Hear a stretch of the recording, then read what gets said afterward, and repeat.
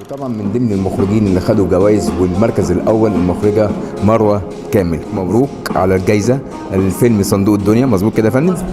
عاوزين نعرف بالنسبه لفيلم صندوق الدنيا اولا المده بتاعته قد ايه؟ هو الفيلم 5 دقايق.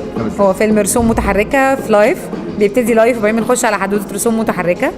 هو الفيلم حدوته مصريه تراثيه جدا، بتتكلم عن بنت مصريه سمراء شبه ولادنا كلهم الموجودين، بتستعمل الايباد اللي هو في رايي يعني هو صندوق الدنيا الجديد. مامتها بتديها هديه، هي ما بتفهمش الهديه، فبتسمع لاعب صندوق الدنيا حد بيتكلم وراها، فبتهتم بتجري تشوف الحدوته، تقعد تحت صندوق الدنيا القديم فتنزل عليها الستاره، فتبتدي تخش جوه حدوته الرسوم المتحركه.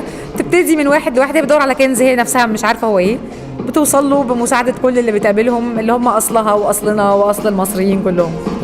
المخرجه مروه كامل، عاوزين نعرف بالنسبه للاسم او الفكره جات لك ازاي او الموضوع جالك ازاي ذات نفسه يعني؟ هو الحقيقه الفيلم انتاج وزاره الثقافه المركز القومي للسينما. هي الحكايه بدات من مدام سحر الدالي مديرتي ربنا يكرمها ويديها الصحه وطولة العمر يعني، ودكتور عيد عبد اللطيف الله يرحمه استاذي ودكتوري اللي درس لي في الكليه. كانت ورشه اتعملت في المركز عن احياء المهن التراثيه، وكان اعتقد استاذ نهاد العشري مخرج كان جمع المهن التراثيه، وبدات مدام سحر ودكتور عيد يطلبوا مننا ان احنا نعمل افلام كل واحد يختار مهنه تراثيه يعمل عنها فيلم يعني. فانا لما بصيت في الورقه تلقائيا اخترت صندوق الدنيا. هو الحقيقه صندوق الدنيا سينما يعني، هو السينما بتاعت زمان، فكان الاقرب لقلبي. دي بالظبط بدايه الفكره. يمكن انا تابعت حضرتك وانت بتتكلمي على عرض الشاشه، يمكن متهيألي ليكي فيلمين او 3 افلام. مظبوط كده؟ مظبوط. هو صندوق الدنيا اول فيلم خالص ليا، بعديه عملت فيلم تسجيلي، فيلم حلم الملح، فيلم من سيوه، وفي فيلم ثالث لسه ما اتعرضش هو عن الستات، ستاتك يا مصر، هو من سيوه. حلمك ايه في الفتره اللي جايه؟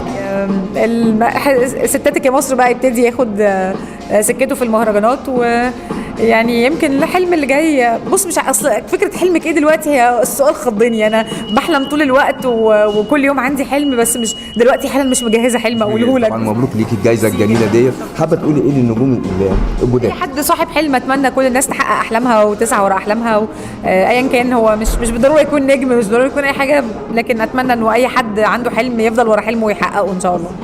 سينماتكس المخرجه مروه كامل، الف مبروك. شكرا جزيلا، شكرا لحضرتك، ميرسي.